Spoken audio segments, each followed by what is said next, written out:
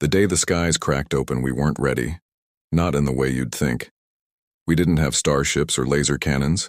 We had us, and a history steeped in conflict. The first ships were beautiful, like liquid silver cascading through the atmosphere. They settled over our major cities, New York, London, Tokyo, with an unnerving silence.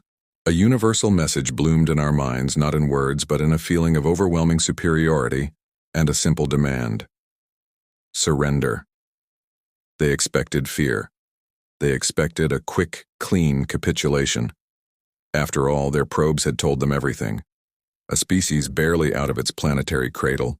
A species that had spent centuries fighting itself. A species that had pointed thousands of nuclear warheads at its own throat.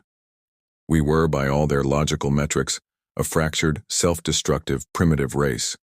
Easy pickings. Their first mistake was assuming our aggression was only directed inward. The first city to be pacified was Sydney.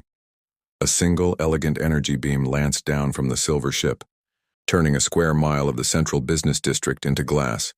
It was a show of force, a final warning. Surrender or be erased. The world watched in horror. For about an hour. Then, humanity did what it does best. We got angry.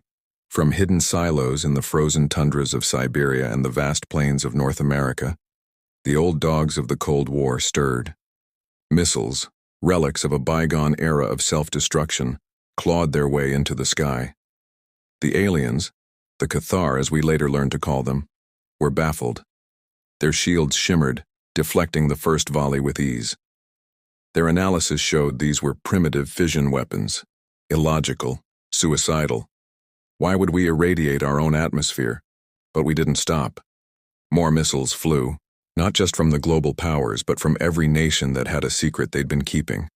Pakistan, India, North Korea. The sky filled with fiery trails. It wasn't a coordinated attack. It was a global, synchronized temper tantrum. The Cathar shields began to flicker. They were designed to stop focused, powerful energy weapons, not a relentless barrage of 1,000 angry rocks. One missile, a rusty antique from a forgotten Ukrainian silo, slipped through the strained defenses over Paris. It didn't have the yield of its modern cousins, but it was enough. The silver ship shuddered, its graceful lines broken by a flash of fire. It listed, wounded, before crashing into the Seine. That was our second mistake by their logic, and our first victory. The Cathar had never encountered a species that would sacrifice a city to take down one ship. They had never met an enemy who saw mutually assured destruction not as a deterrent, but as a viable battle strategy. They tried ground troops next, sleek bipedal warriors with pulse rifles that could vaporize a tank. They landed in the rubble of Sydney, expecting to mop up a terrified, broken populace.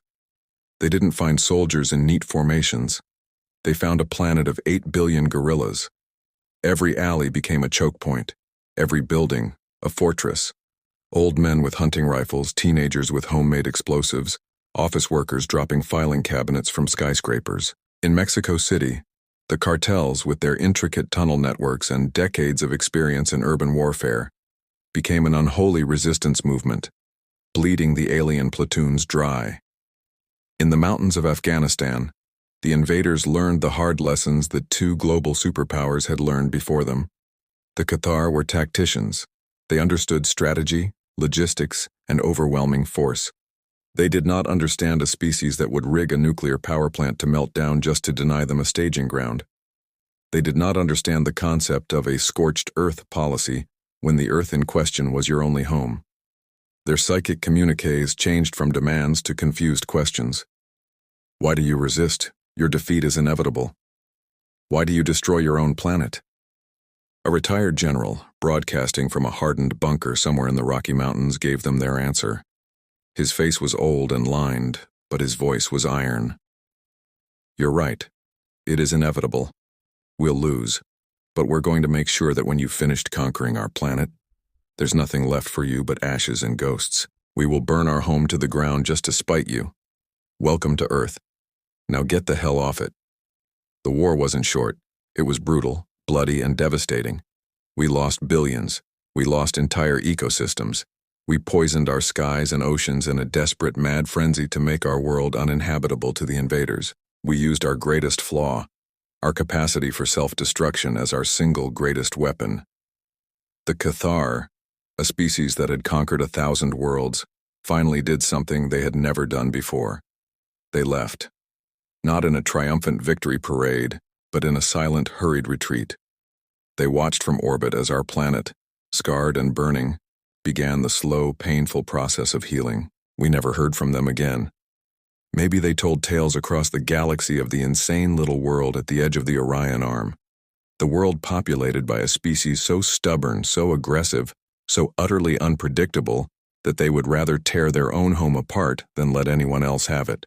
We weren't ready for the aliens, but they, in all their advanced logical glory, were certainly not ready for us. They came expecting to fight an army. Instead, they fought humanity. And that's a war you can't win. Thanks so much for watching. It's stories like these that really make you think, doesn't it? If you enjoyed this dive into a different kind of First Contact, do me a favor and hit that like button. And for more stories that explore the wilder side of science fiction, make sure you subscribe and ring that notification bell. We'll see you in the next one.